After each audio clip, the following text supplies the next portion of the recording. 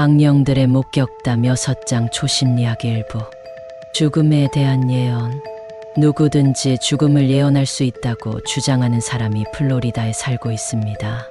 그는 죽을 사람 머리 주위에 검은 후광을 보고 이렇게 할 수 있다고 말했습니다. 그는 심지어 사진에서도 이 검은 후광을 감지한다고 주장했습니다. 토론토의 초심리학 연구소의 감독 베벌리 야누스는 사진을 이용해서 이 사람의 주장을 검사해 보았습니다. 일부 사진들은 살아있는 사람들의 것이었고 나머지 사진들은 이미 죽은 사람들의 것이었습니다. 모두가 다른 지방의 사람들의 사진이었고 시험받는 사람이 아는 사람은 한 명도 없었습니다. 결과는 우연의 가능성을 배제했다. 40개의 사진들이 사용되었습니다. 첫 번째 12개의 사진들에서 검사받는 사람이 100%를 맞췄습니다. 나머지 28개 중에서 그는 72%를 맞췄습니다. 그 검사의 결과는 전체적인 결과가 무작위 우연의 가능성을 훨씬 뛰어넘는다는 것이었습니다. 툴파. 티베트의 신비주의자들. 연구자들은 살아있는 존재가 실제로 인간의 마음의 힘에 의해 창조되고 있다고 말합니다. 이런 존재들은 툴파라고 불립니다. 전직 미국 육군 중령 토마스 비어드는 이 주제에 대한 책을 썼는데 그는 티베트에서 이렇게 한다고 진술했습니다. 비어드는 티베트의 신비주의자들이 놀라운 집중력을 가지고 있다고 말했습니다. 비어드는 또 오래된 과학학술지들이 이런 종류의 실험이 1917에서 1918년경쯤에 파리 대학교에서 찰스 리쳇 박사에 의해 행해졌다고 보고한다고 진술했습니다. 비어드는 이 테스트에서 고대 티베트 종교들을 연구하는 학생이었던 위스페 카리에르 부인이라는 사람이 성인 여성을 성공적으로 만들어냈다고 진술했습니다. 이것은 카리에르와는 별개로 숨을 쉬는 툴파였습니다. 외계적 존재들과의 대면. 내 앞에 환상적인 존재가 서 있었습니다. 그는 금발과 황동구리색 피부를 가지고 있었고 작은 은색 점들이 있는 황금색 눈을 가지고 있었습니다. 그는 다듬어진 근육질의 완벽한 용모를 가지고 있었습니다. 이것은 아리조나주의 피닉스에 사는 36세의 주부가 한 말입니다. 그녀는 와이오밍 대학교의 상담과 검사 소장인 리오 스프링클 박사에 의해 최면이 걸린 채 과거로 거슬러 가고 있는 중이었습니다. 이 주부는 자신이 납치되었었던 지난 10년 동안에 대한 자세한 회상 장면들이 있었다고 주장했습니다. 그녀는 거대한 외계인들에 의해 납치되어 다른 행성의 지하 도시로 잡혀갔었는데 그녀가 풀려나서 지구로 돌려보내졌을 때 이 모든 것이 그녀의 의식적인 마음에서 지워졌었다고 주장했었습니다. 그 테스트 후에 스프링클 박사는 그 여자가 거대한 외계인들과 정말로 마주쳤었던 것이 맞다고 진술했습니다. 환생. 할머니와 함께 마을회의에 참석했을 때 꼬마 수니타 샬마는 단 2살 반이었습니다. 갑자기 그녀의 얼굴에서 미소가 사라졌고 그녀는 공포에 질린 채 지나가고 있는 한 여자를 가리켰습니다. 그녀가 외쳤습니다. 저 여자가 또 다시 나를 죽일 거예요.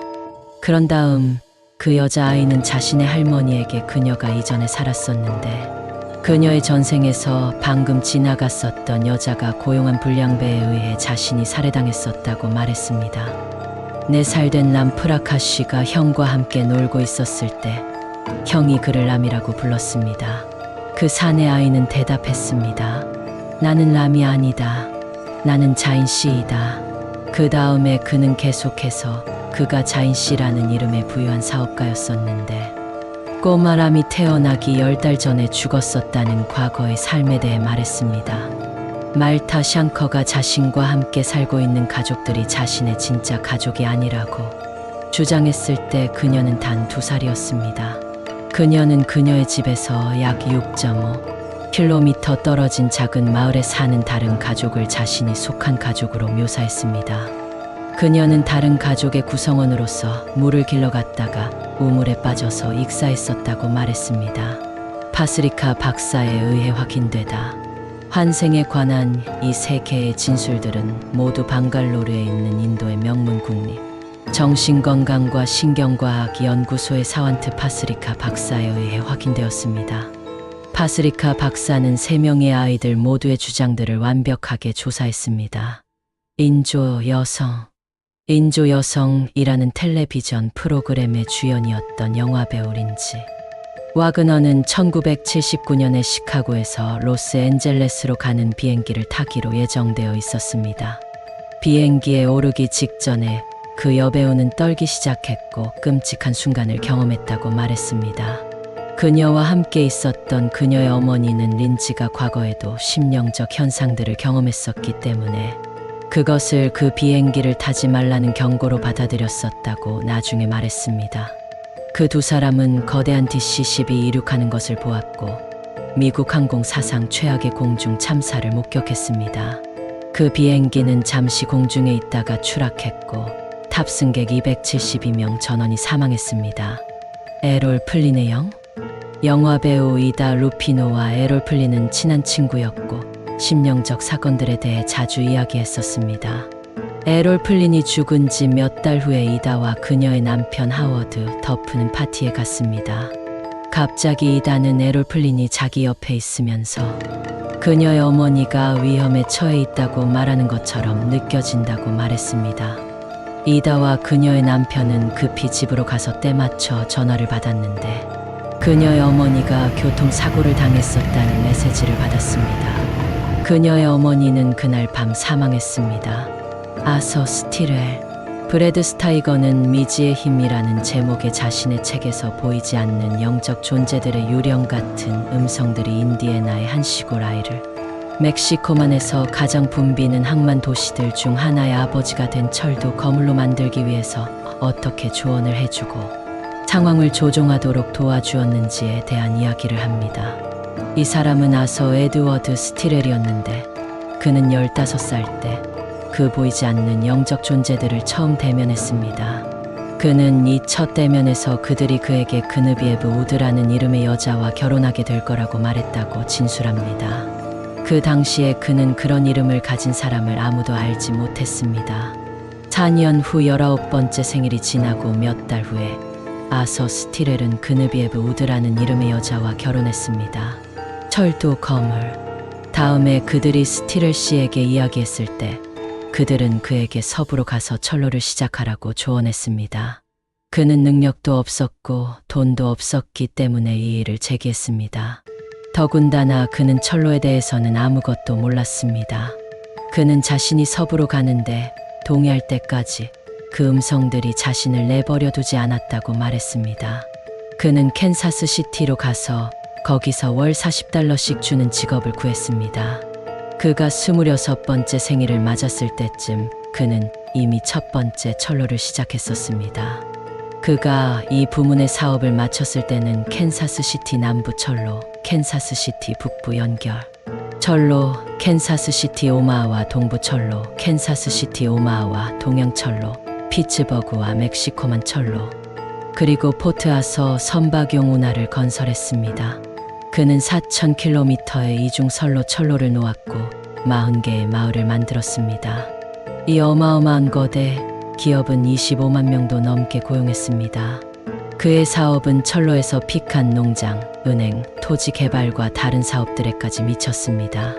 그는 또 30개의 책을 써서 출판했는데 그 중에 19개는 소설이었습니다. 그가 건설한 가장 큰 도시는 텍사스의 포트 아서인데 그것은 비어있는 목장 초지를 개발한 것이었습니다. 그는 캔사스시티 남부 철로 길을 통해 중서부 농부들과 목동들을 멕시코만의 배 사용자들에게 연결시켜 주었습니다. 영들의 조언. 그가 철로를 만들기 시작했을 때 텍사스주의 갈베스톤이 철로가 끝나기로 되어 있는 목표 도시였습니다. 그는 철로가 시작된 지 하루 만에 그 보이지 않는 영들이 그의 방으로 와서 그 철로를 갈베스톤에서 끝내지 말라고 말했다고 진술했습니다. 그들은 만일 그가 거기서 끝내면 경제적으로 파탄할 것이라고 말했습니다. 이 영들이 스티렐의 침실벽의 환상을 투영시킴으로써 스티렐은 바다에서 거대한 파도가 나와서 덮치고 있는 물가의 도시를 보았습니다. 그때 그는 그 영들에게 철로가 끝나게 될 자기 자신의 도시를 만들겠다고 약속했습니다.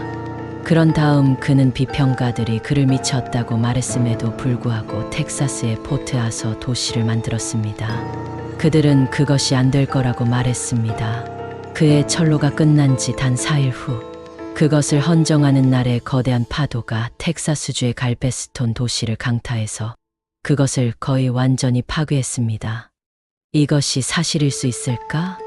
이런 일들이 정말 일어날 수 있을까요? 그것들은 사실일까요? 심령력을 소유해서 미래를 들여다볼 수 있는 사람들이 있을까요? 인간이 살아있는 존재들을 창조할 수 있을까요? 사람들에게 사업 문제들에 대해 조언을 해줄 수 있는 보이지 않는 영적 존재들이 정말로 있을까요? 조언과 의사소통을 통해 사람이 백만장자가 되도록 도울 수 있는 영적 존재들이 있을까요? 만일 여러분이 스스로에게 이와 똑같은 질문들을 했거나 다른 사람이 이와 똑같은 질문들을 여러분에게 했다면 여러분의 답은 무엇입니까? 그것에 대한 진실을 알아내셨나요?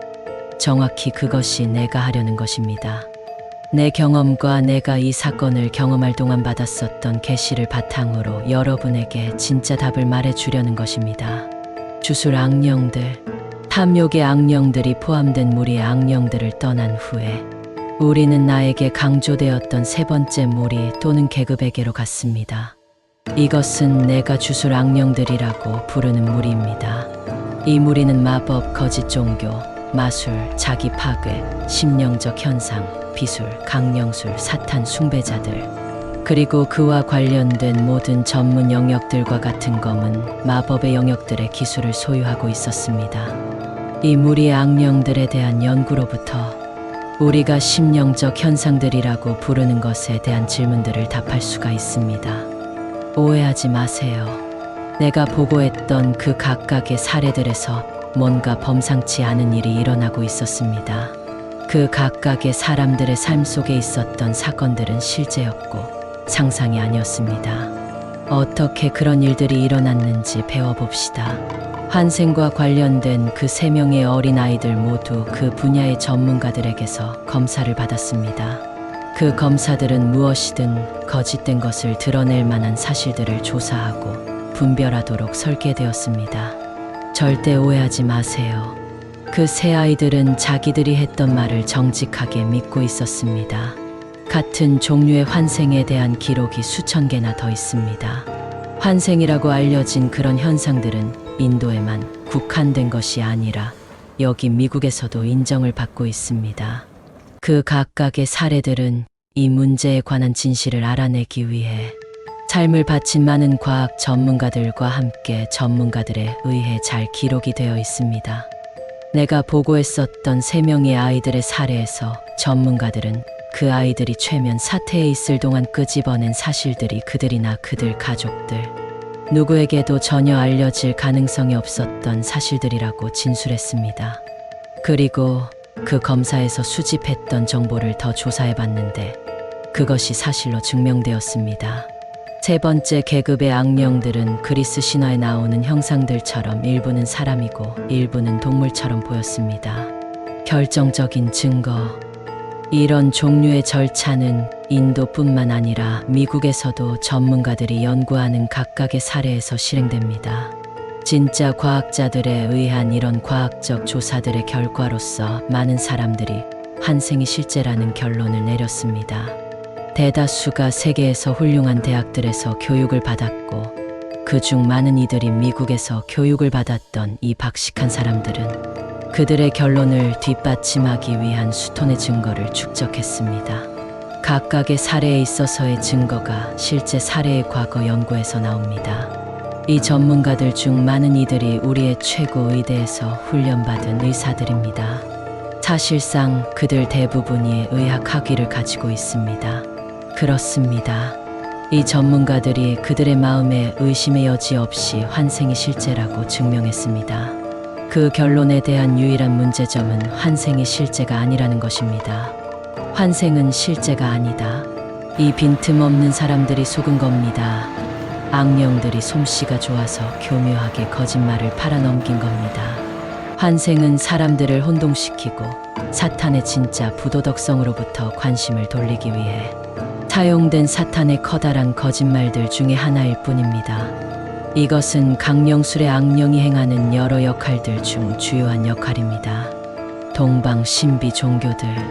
사탄은 세계에서 동방 신비 종교들을 행하는 사람들에게 오래전에 환생을 소개했습니다. 그런 부분의 세계에 있는 사람들이 환생의 타당성에 대해 오랫동안 많은 전문가들을 납득시켜 왔습니다. 이 마지막 때의 환생이 전 세계로 나갔을 때 이미 많은 개심자들, 신자들, 지지자들이 있도록 만들기 위해서 사탄이 이것을 조종했습니다. 동방 신비 종교들은 사람들을 사탄의 통제하에 있는 심령력에 노출시키기 위해 사탄이 사용했던 첫 번째 수단들 중에 하나입니다. 이것이 좋은 수단이라는 것은 사탄이 알았지만 이것은 빨리 움직이는 마지막 때의 세상에서 충분히 빠르게 퍼지지는 않을 것이었습니다. 사탄은 마지막 때에는 생활의 속도가 너무 빨라서 명상을 위해 필요한 많은 시간들이 없을 거라는 것을 알았습니다. 깊은 명상과 주문은 원래는 의식 변성 상태에 도달하기 위해 동방 신비 종교에서 필요한 것이었습니다. 이 상태에서만 사탄이 가장 효과적으로 사람의 마음에 자신의 심령력을 사용할 수 있었습니다. 사탄은 우리가 살고 있는 빠른 속도의 시대에는 이 목적을 성취하기 위해서 더 빠른 수단들을 사용해야 한다는 것을 알았습니다. 그가 바로 그것을 해냈는데 그것도 아주 잘 해냈습니다.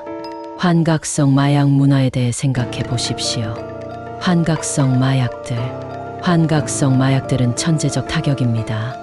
이 마약들은 명상이 몇 달에 걸쳐 할 수 있는 것을 잠시 만에 만들어낼 수 있습니다. 사탄이 그의 동방 신비 종교들을 세계의 한 부분에서 시작했다가 이제 전 세계로 옮겨왔듯이 마약들에 대한 그의 전략도 마찬가지입니다. 환각성 마약 문화는 미국에서 시작해서 이제는 전 세계에 미쳤습니다. 최면, 명상, 환각성 마약들, 동방 신비 종교들, 이런 것들이 사탄이 자신의 악마적 심령력을 가지고 사람의 마음으로 침투할 수 있도록 사람을 의식 변성 상태로 들어가게 하는 유일한 수단들은 아닙니다. 최면이 더 나은 수단들 중에 하나입니다. 심지어 일부 우리 교회 단체들도 일부 구성원들의 삶 속의 스트레스를 해소하는 것을 돕기 위해서라고 말하면서 최면을 사용하고 있습니다. 우리는 그 출처의 진실성과 상관없이 그런 기법은 무엇이든지 조심해야 합니다. 왜냐하면 개인의 의식이 변성될 때는 언제나 기독교인들이 경계해야 할 잠재적 위험이 있기 때문입니다. 이것들은 사람들을 완전히 사로잡기 위한 덫을 놓는데 사탄이 사용하는 유일한 방법들은 아니고 단지 그 중의 일부입니다. 개인이 사탄에게 사용되기 위해서 악령들에게 완전히 사로잡힐 필요가 있는 것은 아닙니다. 왜냐하면 사탄의 목적을 성취하기 위해 사람이 그냥 악령에게 억눌려서 영향을 받고 있을 수도 있습니다. 환생이 사용되는 방법. 환생의 문제에 있어서는 강령술의 악령이 목표. 희생자에게 가서 그 희생자의 마음에 죽은 사람의 과거의 삶에 대한 정보를 심어 놓습니다. 이 정보는 항상 사실이고 너무나 사적이라서 오직 죽은 그 사람이나 그와 아주 가까운 가족만이 그것을 압니다. 이 모든 정보가 희생자의 마음 밖에서 나오기 때문에 그 사람은 그것이 사실이라고 확신합니다. 그것을 말하고 있는 사람이 그것을 사실이라고 믿고 있기 때문에 세상 최고의 거짓말 탐지기도 그 거짓말을 분별할 수가 없습니다. 환생은 사탄의 거짓말이다. 거짓말 탐지기, 최면, 그리고 전문가들이 사용하는 다른 방법들 등 모든 과학 검사들이 실행될 때 그 검사들이 옳기 때문에 전문가들 자신들도 그것을 믿기 시작합니다. 그러나 유일하게 존재하는 환생은 그런 거짓말을 집어넣는 악령들에게 완전히 속은 희생자의 마음과 과학자들의 마음 속에만 있을 뿐입니다. 성경 자체가 환생의 정체를 거짓말이라고 폭로합니다. 자기 파괴의 영. 세 번째 계급의 악령들은 마약 문화에 속한 사람들의 삶 속에서도 일하는 것이 드러나 보이는 자기 파괴의 악령도 포함합니다. 여러분이 눈치채셨다면 주로 이런 사람들이 마약에 취해 있을 때가 이 악령이 그 사람에게 자살하도록 촉구할 수 있는 때입니다. 사람의 마음이 마약의 영향 아래에 있을 때 때때로 그 악령은 그 사람에게 그가 날 수 있다고 확신시킵니다. 그러므로 이런 사람들 중 많은 수가 높은 건물이나 다리 같은 장소 위에서 뛰어내리는데 대부분의 경우에 치명적인 결과를 초래합니다. 거짓 종교의 악령. 거짓 종교들의 악령들은 대부분 주로 마약 문화에 있는 사람들의 삶 속에서도 드러납니다. 우리는 종교를 가지고 있지 않다고 주장하는 사람들의 경우를 아는데 그들 중 일부는 심지어 하나님의 존재조차도 믿지 않았었지만 마약에 취해서 나오면 이 동방 종교들 중에 하나에 대해 상세히 설명을 하곤 합니다. 그들이 제안하고 있었던 것이 동방 신비 종교로서 수백 년간 가르쳐져 왔었다는 것을 알고 그들 자신들도 깜짝 놀랐습니다. 이런 종류의 경험을 했던 사람들 중 많은 이들은 힌두교에 대해 전혀 들어본 적이 없었기 때문에 자신들이 힌두교를 지지하고 있으면서도 그것을 깨닫지 못했습니다.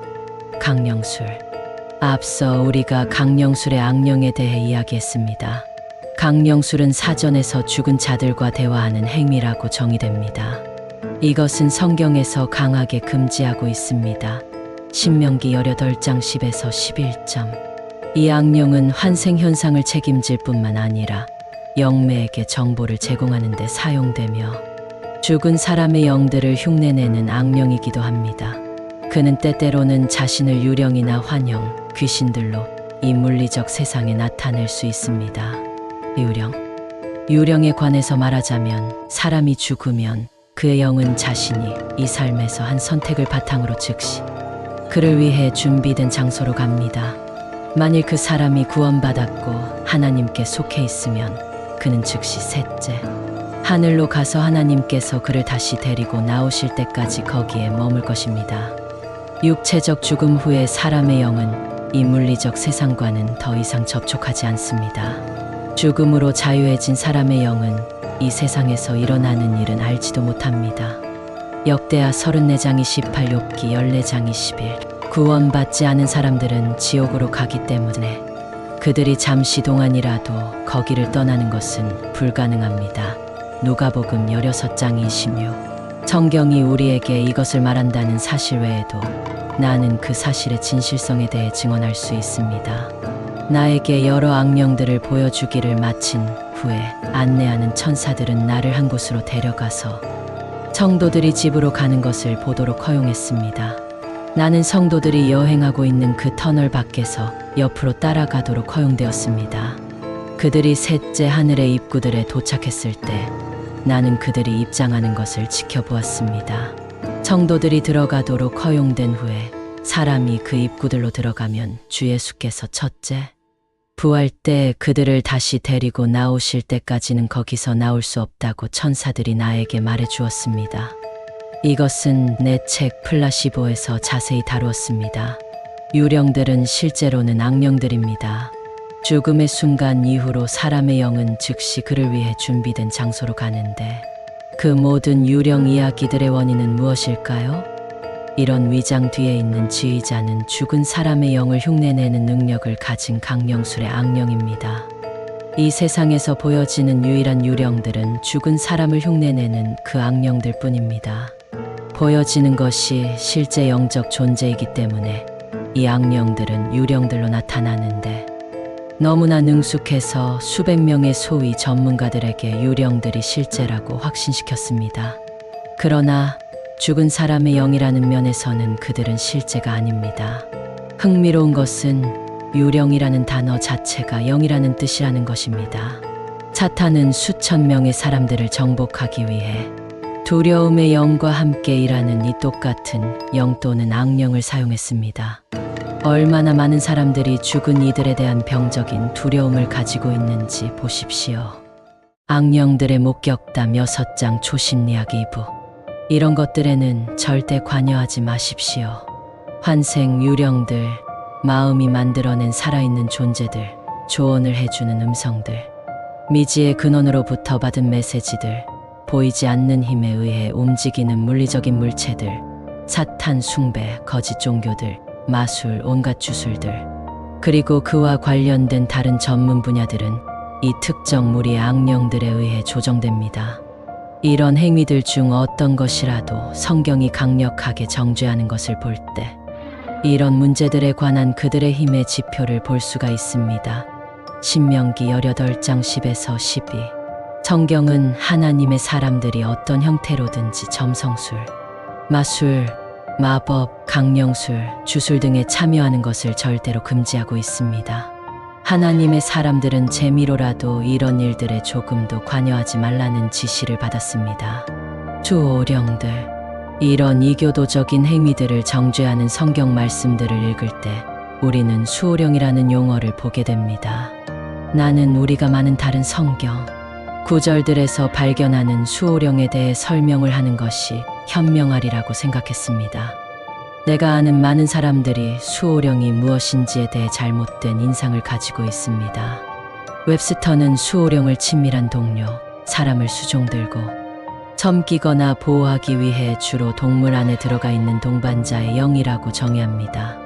악령들을 다룰 때 각각의 과제에서 사령관 악령의 정체를 아는 것이 중요합니다. 사무엘상 28장 7에서 14의 성경 말씀에서 사울이 수호령을 가졌던 여인을 통해 사무엘과 대화하려고 했던 것을 봅니다. 구약에서 사용된 히브리어 단어가 그녀의 수호령의 정체를 확인해 줍니다. 사용된 단어가 오브인데 강령술사 또는 죽은 자와 대화하는 자를 뜻합니다. 이사야 19장 3에서 수호령을 지칭하는데 사용된 단어는 루악인데 그것은 단순히 영을 의미합니다. 그것이 사무엘상 28장 7에서 14에 적힌 것과 같은 종류의 영이었을 수도 있고 다른 종류의 영들이었을 수도 있습니다. 그러나 사무엘상 28장 7에서 14에 적힌 영이 강령술의 영이 아닌 다른 영이었을 가능성은 전혀 없습니다. 수호령들은 다른 등급들이나 계급들에서 나올 수 있다. 그러므로 수호령이 단 하나의 종류의 영일 필요는 없다는 증거가 성경에서 나옵니다. 수호령은 모든 다른 등급들 또는 계급들의 악령들로부터 나올 수 있습니다. 수호령이라고 부르는 것에 대해서 우리가 대부분은 세 번째 계급의 강령술의 악령에 대해 다룰 것이라는 것은 사실입니다. 엔도르의 마녀처럼 오늘날의 대부분의 영매들은 죽은 사람에 대한 모든 정보를 전달하는 책임을 진 강령술의 악령이 수행하고 있습니다. 이사야 29장 4은 강령술류의 수호령에 대해 언급합니다.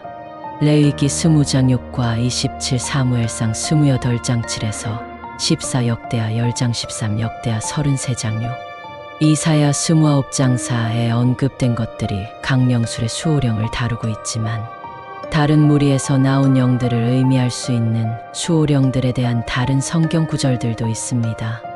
그중 일부가 열왕기하 21장 6, 열왕기하 23장 24, 욥기 19장 14, 시편 41장 9, 이사야 19장 3에 있습니다.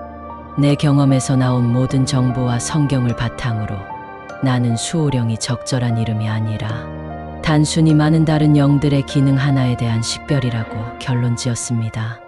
이 물리적 세상에서 수호령들이 관여하는 모든 경우의 95%는 강령술의 영이 거기에 관련된 수호령일 것이라는 것 또한 사실입니다. 사탄 숭배의 악령들, 로그, 음악, 이 세상의 사탄 숭배자들을 통제하는 이 세 번째 계급의 무리의 악령들은 또한 음악 산업, 특히 록음악의 영역에서 진척을 보이고 있습니다. 록음악이 사로잡힌 증거는 유명한 록밴드가 공연할 때마다 보여집니다. 관중의 수가 수십만 명까지 되고 팬들은 공연을 보기 위해 티켓 한 장당 16달러에서 35달러까지 지불합니다. 사탄은 대부분의 사람들이 무슨 일이 일어나고 있는지를 모르고 있는 이 세상의 젊은이들의 마음을 사로잡기 위해 영리하게 이 록음악을 사용하고 있습니다. 그는 의식적인 마음이 알지도 못하게 무의식적인 마음에 영향을 미치게 하는 번지르르한 새로운 계략을 가지고 있습니다. 보시면 사탄은 무의식적인 마음을 통해 인간의 영과 접촉이 이루어지는 것을 압니다. 이것이 사람의 의식을 변성하는 것은 무엇이든 잠재적으로 위험할 수 있는 이유입니다. 백워드 매스킹, 무의식적인 마음에 영향을 미치기 위한 시도로서 많은 록 그룹들이 녹음할 때 백워드 메시지를 심어 놓을 것입니다. 이 메시지들은 의식적인 마음으로는 식별이 안 되지만 무의식적인 마음에게는 이해되고 보관될 것입니다. 이것은 음반의 사탄적인 메시지의 가사를 거꾸로 녹음해 넣음으로써 성취됩니다. 음반을 정상적인 방식으로 틀 때 의식적인 마음은 백워드 메시지를 감지하지 못하지만 무의식적인 마음은 그것을 감지합니다. 음악 업계에서는 이것이 잠재의식 메시지라고 불리고 백워드 매스킹이라고 일컬어집니다. 이런 매스킹은 음반을 거꾸로 틀었을 때만 의식적 마음에게 분명해집니다. 물론 음반을 정상적인 방식으로 틀었을 때는 그 메시지가 의식적인 마음에 식별이 안 됩니다. 내가 말하는 것의 진실을 직접 증명해 보셔도 됩니다. 잠재의식 메시지가 들어있는 음반 하나를 가져다가 축음기를 중립으로 해놓고 손으로 음반을 거꾸로 돌려보세요. 그러면 그 메시지가 크고 분명할 것입니다. 놀랍게도 이런 사탄적인 유형의 잠재의식 메시지들이 심지어 표면적으로 종교적인 형태를 띠고 있는 음반들에조차 심겨져 있습니다. 젊은이들의 마음에 영향을 주려는 시도로 이런 방법을 사용한 첫 번째 록 그룹들 중에 하나는 비틀즈입니다.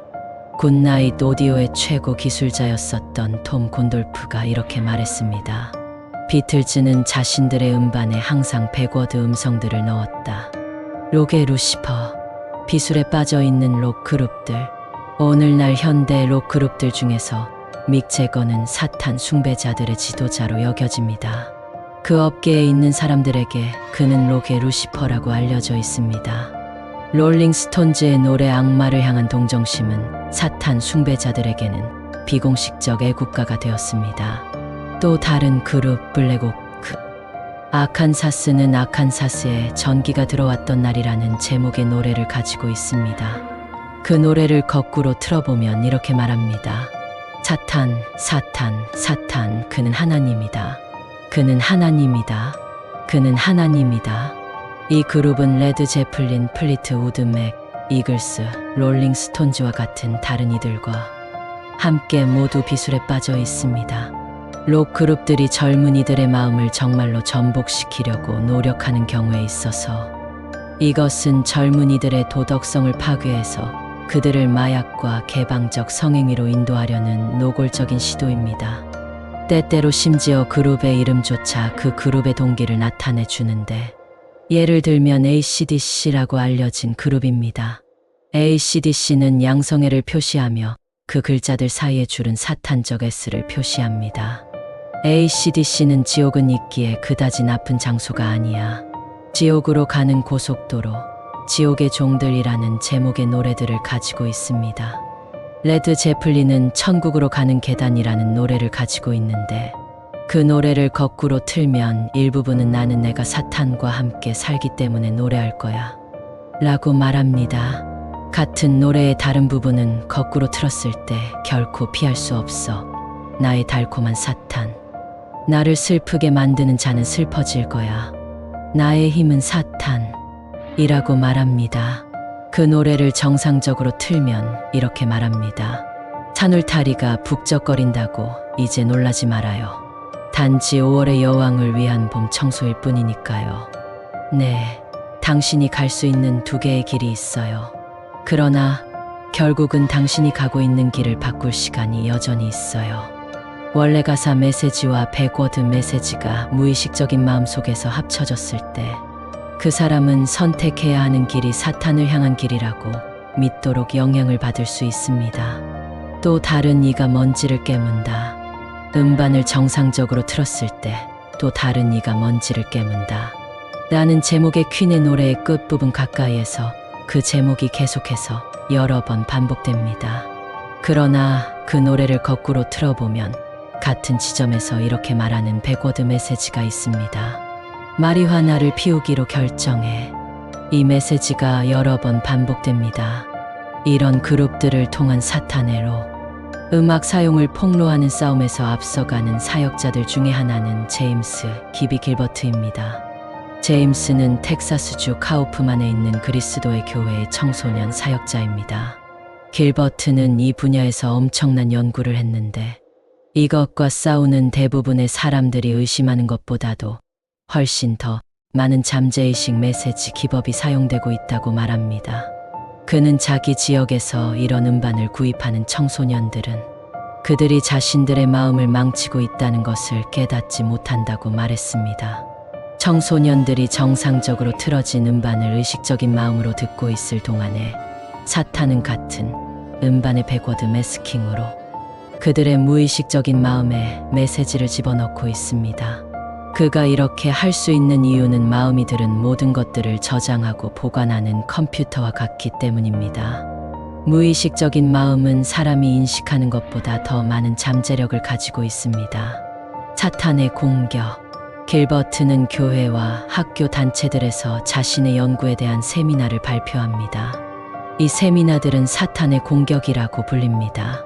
한때 고등학교 록앤롤 밴드에서 드럼을 쳤었던 길버트는 모든 록 음악을 파괴하고 모든 앨범들을 불태우기 위해서 나가는 것이 아니라고 말합니다. 그는 그가 하고자 하는 것이 젊은이들에게 무슨 일이 있는지를 알린 다음에 그들이 사탄에게 조종받기를 원하는지 스스로 결정하게 하는 것이라고 했습니다.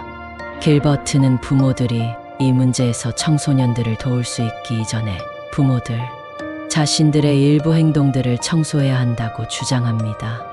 엄마는 매일 보는 연속극을 좀 줄이고 아빠는 집에 틀어놓는 대중가요들을 더욱 현명하게 선택해야 한다고 말합니다. 다시 말하면 부모들에게 자신들의 삶이 젊은이들에게 전시하고 있는 잠재의식 메시지들을 살펴보라고 말하고 있는 것입니다. 하나님의 말씀이 유일한 방어이다. 개인적으로 나는 성경에서 사탄이 타락하기 전에 한때는 노래와 음악으로 하나님을 찬양하는 책임을 지고 있었다고 믿을 만한 충분한 표시를 발견했습니다. 나는 사탄의 음악 사용이 심지어 길버트가 생각하는 것보다 훨씬 더 널리 퍼져 있다고 믿습니다. 사탄은 그가 일하는 모든 영역에 있어서 사람의 눈의 감지를 훨씬 능가하는 관계들을 가진 능숙한 전문가입니다. 오직 하나님의 말씀의 진리에 대한 지식을 통해서만 우리가 그를 이기기를 기대할 수 있고 오직 하나님의 도우심으로만 매일 우리에게 설치해 놓는 그의 올무들을 우리가 피하기를 기대할 수 있습니다. 심지어 성도들조차도 사탄에게 정복당하지 않기 위해 매일 전투해야 한다면 이 세상 사람들은 어떤 상황에 처해 있겠습니까? 사탄은 음악과 그것이 사람에게 미치는 영향을 잘 압니다. 그는 음악이 인간의 삶의 엄청난 요소라는 것을 알고 그것을 어떻게 자신의 이익을 위해 사용할지를 배웠습니다. 사탄이 이 영역에서 일하는 것은 당연합니다. 왜냐하면 이 세상에서 인간들에게 영향을 미칠 능력을 가진 것들 중에 사탄이 자신의 왕국을 확장하기 위해 사용할 방법을 찾아내지 않은 것은 아무것도 없기 때문입니다. 사탄은 항상 자신이 주는 것보다 더 많이 가져간다. 사탄은 자신이 사용하는 사람에게 보상을 해주지만 항상 사람이 생각하는 방식으로 해주는 것은 아닙니다. 어떤 때는 이 세상에서 자기가 사용하는 사람들에게 불을 가져다 주고 어떤 때는 그들을 파괴합니다. 사탄이 일하는 방식에 규칙이나 이유는 없습니다. 사람이 사탄을 위해 얼마나 일을 훌륭하게 하던지 간에 그리고 사탄이 그에게 얼마나 큰 보상을 해주던지 간에 사탄은 그 사람과 끝내기 전에 그를 파괴할 어떤 방법을 찾아낼 것이라는 것이 나의 주장입니다. 그것이 사탄의 방법 또는 본성입니다. 잠시 동안은 축복을 해주겠지만 그 사람의 삶이 끝나기 전에 사탄은 자신이 주었던 것보다 훨씬 더 많은 것을 빼앗아 갈 것입니다. 1982년 1월 11일 월요일에 뉴올리언스 신문인 타임즈 피카윤에 프루트 로더와 스티브 폰드가 쓴 기사가 실렸습니다. 이 기사에서 그 두 사람의 기자는 롤링 톤즈라고 알려진 록 그룹의 최근 미국 순회 공연의 경제적 승리에 대해 보도했습니다. 이 기자들은 단 12주 동안 지속된 순회 공연 동안 그 그룹이 $5천만 이상을 벌었다고 보도했습니다. 그 두 기자들은 어떻게 이렇게 많은 돈을 12주간의 공연 동안에 벌 수 있었는지를 보여주기 위해 순회 공연을 부분적으로 나누어서 자세한 정보를 주었습니다. 티켓 판매만으로도 $3,400만 였습니다. 롤링스톤즈의 신발, 티셔츠, 저지, 범퍼 스티커, 배지, 공연 프로그램 판매 같은 상품 부문에서 2천만 달러 이상을 벌었는데 그중 1,000만 달러가 그 그룹의 몫이었습니다. 돈 번 목록에서 그 다음으로 나온 것은 그들의 음반 판매였는데 450만 달러 정도 되었습니다. 공연하는 동안 판매된 2개의 싱글 음반으로부터 나온 수입이 총 120만 달러에 달했습니다. 비디오 판매 부문에 있어서는 그들의 공야, 실황이 총 500만 달러의 유선방송 회사들에게 재방송용으로 팔렸습니다. 후원 부문에서는 주요 향수 제조사인 조반 주식회사에서 약 400만 달러를 홍보용 기부금으로 지불했습니다. 기자들은 이 순회 공연에 의해 최종적으로 실현될 실제 금액이 보도된 5천만 달러를 훨씬 넘을 것이라고 진술했습니다. 로더와 폰드는 롤링스톤즈를 록 세계의 장기주자, 돈 버는 기계라고 일컬었습니다. KISS. 이런 주장에도 불구하고 가장 돈을 많이 버는 록 밴드들 중에 하나는 KISS. 사탄을 섬기는 기사들의 약자라고 알려진 그룹입니다. 지난 1에서 2년 동안 그들이 비교적 조용하긴 했지만 지금 그들은 사상 최대로 돈을 벌어줄 거라고 기대되는 새 앨범을 출시했습니다. 이 최신 음반은 엘더라고 불리는 KISS 전설의 바탕을 둔 모든 신곡들이 들어 있습니다. 엘더는 항상 인류를 보살피면서 항상 존재해왔다고 생각되어지는 그룹입니다. 이 앨범에서 그 음악 이야기는 어린 고아, 소년을 악의 힘에 대항해서 전투하도록 훈련시키는 엘더의 이야기를 합니다. 이 앨범 전체는 레이저나 우주선을 제외하고는 스타워즈와 비슷한 테마를 가지고 있습니다. 기억하신다면 스타워즈에도 계속해서 싸우고 있는 신비스런 선과 악의 힘이 있었습니다. 선과 악이 뒤바뀌다. 사탄은 자신의 명령을 따르는 자들에게조차도 자기 자신의 이름으로 오지 않습니다. 악과 싸운다는 생각은 그들이 영적으로 얼마나 죽어있든지 간에 항상 세상 사람들에게 호소력이 있어 왔습니다. 사탄은 악을 선하게 보이게 하고 선을 악하게 보이게 만드는 묘한 능력을 가지고 있습니다. 기독교인으로서 우리는 이 마지막 때의 이 세상 대다수가 선과 악에 대해 이런 뒤바뀐 인식을 가지게 될 것이라는 것을 알아야 합니다. 사탄 숭배의 중요한 도구였던 이 같은 록 그룹들 중에 일부는 지금 자신들의 어둠의 행위들을 빛의 천사로 나타남으로써 가장하려고 하고 있습니다. 고린도후서 11장 14에서 15. 록 그룹 KISS가 시작되었을 때 그들의 기괴한 행동들은 사탄적인 본성을 묘사했습니다. 예를 들면 기타 연주자 진 시몬스가 뱀같이 혀를 날름거리고 가짜 피를 내뱉는 행동입니다.